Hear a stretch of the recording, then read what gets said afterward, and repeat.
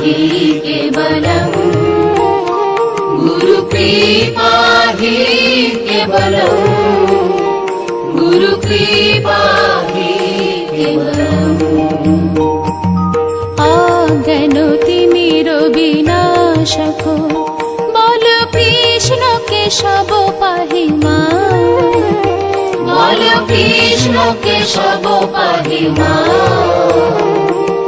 सद्गुरु ईश्वर प्रापको सद्गुरु ईश्वर प्रापको सर्वत पाणिपादा गुरुकृपा हि केवलम् गुरुकृपा हि केवलम् गुरुकृपा हि केवलम् गुरुकृपा हि केवलम्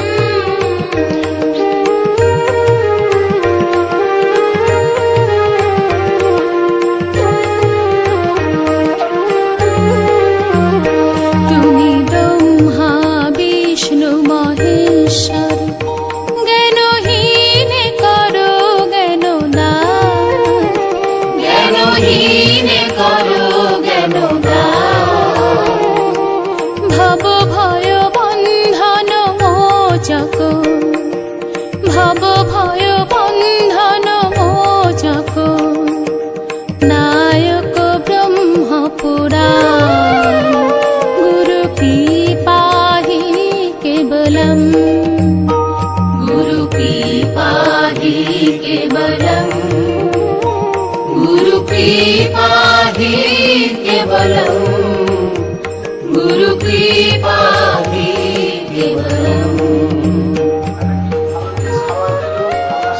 তার কাছে ভগবানের কাছে নিবেদন করবো।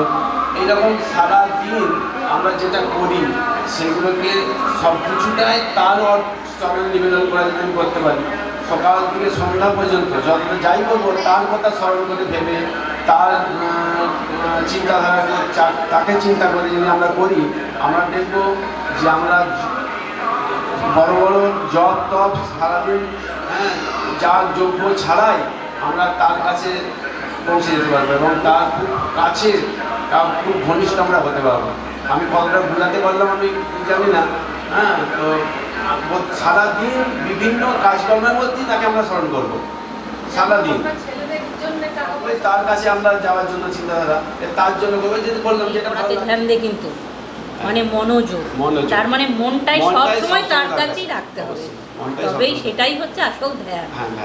ধ্যান থেকে ধ্যান এইটাই বিভিন্ন যুগে বিভিন্ন রকম উপদেশ বিভিন্ন ঠাকুর আমাদেরকে এখনকারের মতন বলেছেন, সহজ সরল ভাবে ঠাকুর এই কথা বলেছেন। আগেকার যে সিস্টেম ছিল আগেকার দিনে তারা ঠিকই বলেছেন, উপোস করে নানারকম ভাবে সব ছিল, কিন্তু এখনকার যেরকম ঠাকুর যেমন বলতেন যে উপোস, আমাদের ঠাকুর আপনারা পছন্দ করতেন, বলতেন যে উপোস করে যদি আমার শরীরটাই খারাপ হয়ে গেল তাহলে শরীরটাকে নিয়েই তো আমাকে ঠাকুরের নাম করতে হবে, শরীরটাকে নিয়েই তো আমার ঠাকুরের পূজা অর্চা করতে হবে। তো শরীরটা যদি খারাপ হয়ে গেলে আমি যদি বিছানায় শুয়ে থাকলে আমার ঠাকুরের কি কাজ করতে পারবো? অতএব যে স্বল্প আহার যেটা খেয়ে আমার শরীরটা ভালো থাকবে, অল্প আহার আমার শরীরটা ধারণ হবে, সহজ পাচ্য সেই খাবারগুলো খেয়ে আমার যে শরীরটা ভালো থাকে, এই শরীরটাকে নিয়ে আমি ঠাকুরের কাজ করতে পারবো, মনটাকে নিয়ে আমি ঠাকুরের কাজ করতে পারবো, এটা ঠাকুর বলতেন।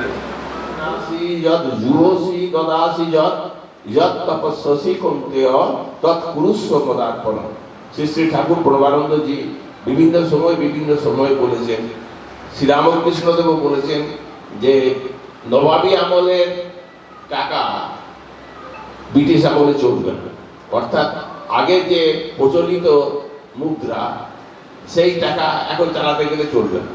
এখনকার যুগোপযোগী শ্রী শ্রী ঠাকুর প্রভানন্দজি যেটা বলেছেন, বহুকাল আগে ঋষিরা যে গীতা পাঠ করেছেন, গীতা যারা বিচার শ্রী ভগবান শ্রীকৃষ্ণের যে উক্তি সেখানে আছে তার সঙ্গে মিল পাওয়া যাচ্ছে।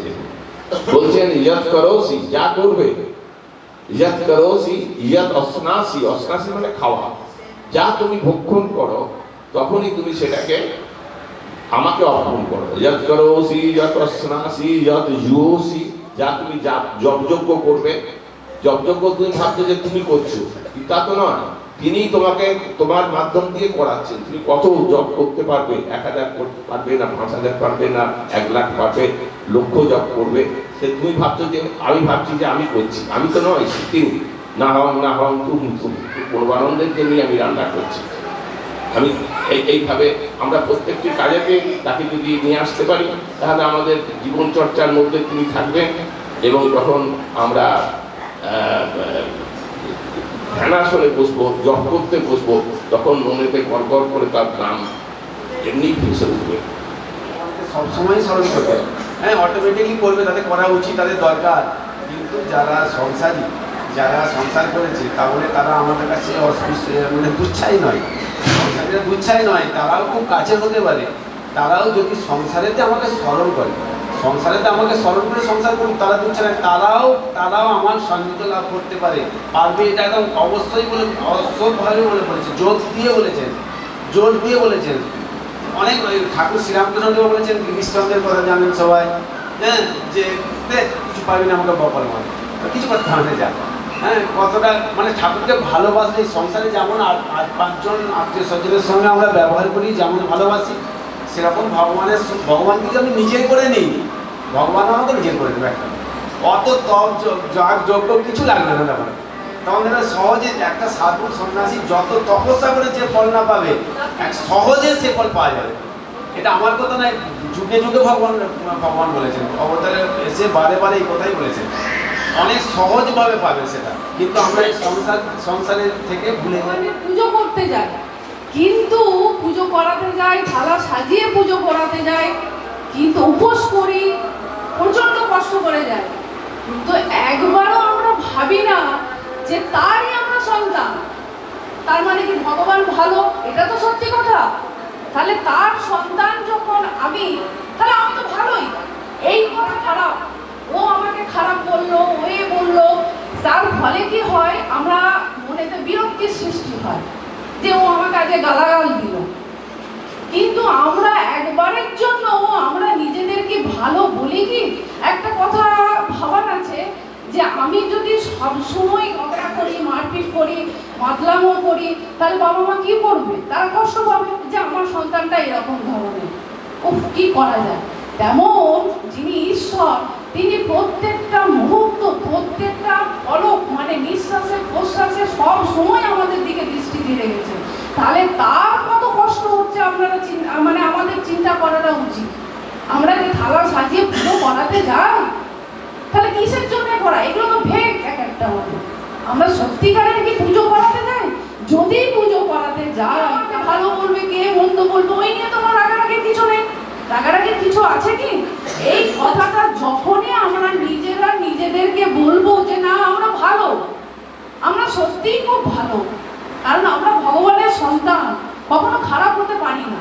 এই ভালো কথাটা আমরা যখনই সারাদিনে 10 বার যদি আমরা মনে মনে বলি, তাহলে দেখবেন এই যে মহারাজ বাবা এই কথাগুলো বললেন, খুব মানে উত্তম কথা বলেছে, সেই উত্তম কথাগুলো না মানে ইজিলি এসে যাবে, খুব সহজেই আমরা বুঝতে পেরে যাব যে কি ফিলিংস হচ্ছে ভেতরেতে।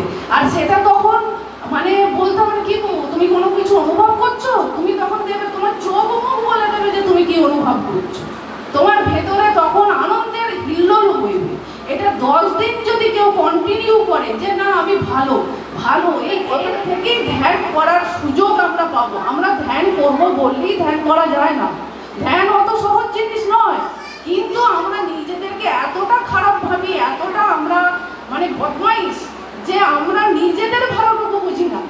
আর আমরা যাই আমার ছেলের ভালো করতে, আমরা বলছি বাবা আমার ছেলে ভালো করতেই হবে, এত টাকা জমাতেই হবে, বা ছেলের চাকরি করে দিতেই হবে, বা ছেলের এই ধরনের মাংস না হলে হবে না।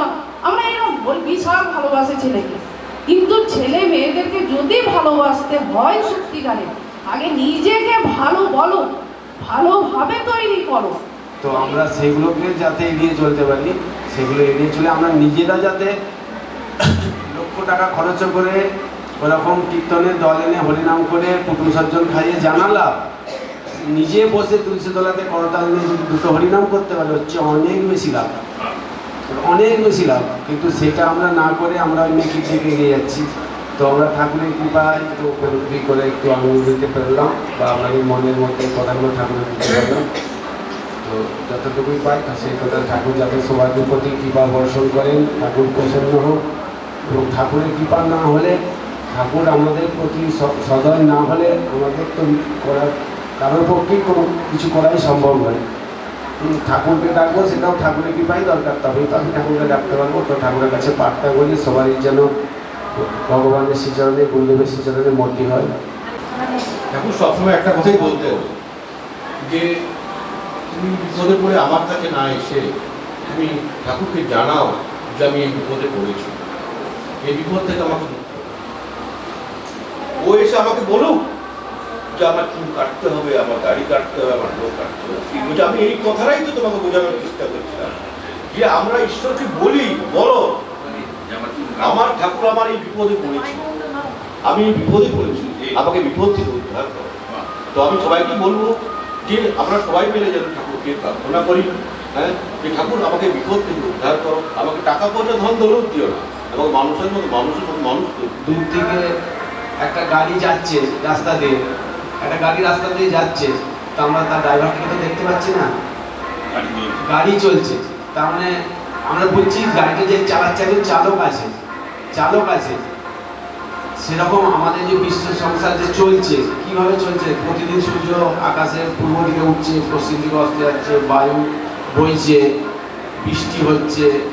যদি না হতো, সিস্টেম তো একটা আছে, সিস্টেম আছে, কিছু সিস্টেমে চলছে কি, সব কিছু সিস্টেমে চলছে। তাহলে এর একজন নিয়ন্ত্রণতা আছে, একজন নিয়ন্ত্রণ করছেন অবশ্যই আছে। তো আমরা দেখতে পাই বা না পাই, এবারে ধরুন ভগবানের কৃপা আমার কাছে না, আমি ভগবান আমাকে কৃপা করেছে, চোখটা বুঝে ফেলুন। ভাবুন আমি চোখে কিছু দেখতে পাইনি, অন্ধ আমি, বলুন কতটা আপনার ভেতরটা কতটা লাগবে। একটা অন্ধ লোক সারাদিন কিভাবে সে জীবনযাপন করে, সারাদিন মানে সারা জীবন কি করে জীবনযাপন করে, সেটা ভাবুন একবার। ভাবলেই বুঝে যাবে ভগবান আমাকে কতটা কৃপা লাভ করেছে। আমি চোখে দেখতে পাচ্ছি, আমি যে সবার সাথে কথা বলছি, আমি যদি কথা বলতে না পারতাম, আমাকে ভগবান কৃপা করে না। আমি তো কথা বলছি, আমি দেখছি, যদি না আমি আজকে কথা বলতে পারতাম, আমার ভেতরটা কতটা কষ্ট, তাহলে ভগবান আমাকে কৃপা করে না। কত ভুল ধারণা আমাদের, কত ভুল ধারণা আমাদের। আমার যদি একটা হাত না থাকতো, আমার যদি একটা পা না থাকতো, অনেকে তো নেই,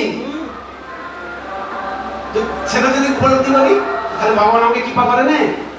ওটাটাই ভগবানের কৃপায়। ঠাকুর প্রণমানন্দের জয়, জয় শ্রী শ্রী ঠাকুর প্রণমানন্দের জয়, জয় শ্রী শ্রী ঠাকুর প্রণমানন্দের জয়, জয়।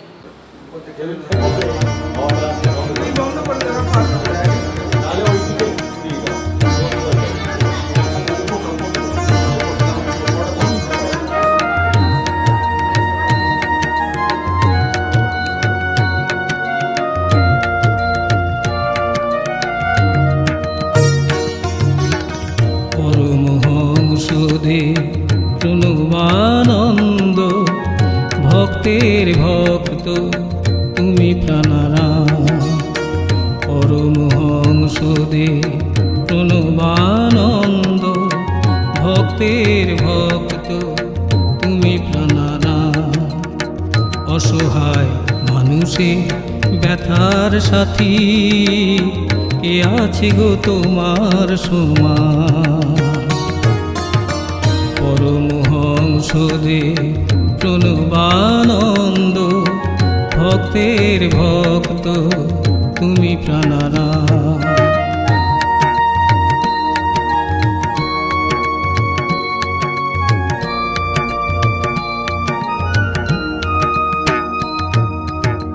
তোমার ওই প্রেম কথা জগৎ জুড়ে শোনাতে পারি গো যেন প্রাণ ভরে। তোমার ওই প্রেম কথা জগৎ জুড়ে শোনাতে পারি গো যেন প্রাণ ভরে। এই কথা শুনে দুঃখ নিশি হোক অবসান।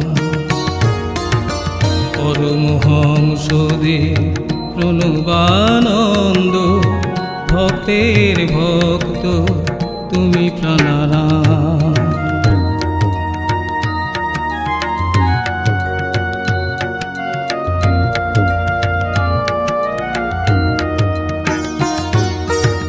প্রাণের ঠাকুর তুমি থেকো না দূরে, চিরদিন থাকো তুমি পরাণ জুড়ে। প্রাণের ঠাকুর তুমি থেকো না দূরে, চিরদিন থাকো তুমি পরাণ জুড়ে। তোমার ওই পদতলে করি গো প্রণাম। পরমহংসদেব প্রণবানন্দ, ভক্তের ভক্ত তুমি প্রাণারাম। অসহায় মানুষের ব্যথার সাথী কে আছে গো তোমার সমান। পরমহংসদেব প্রণবানন্দ, ভক্তের ভক্ত তুমি প্রাণারাম। ভক্তের ভক্ত তুমি প্রাণারাম। ভক্তের ভক্ত তুমি প্রাণারাম।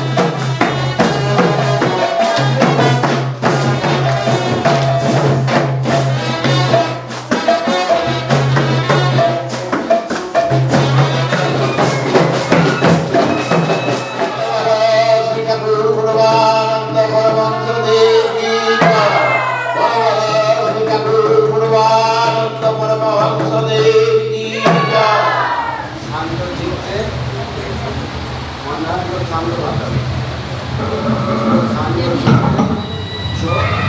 চোখটা পুরো দৃষ্টি চোখ বোঝা হবে কিন্তু একদম নাকের গোড়ার দিকে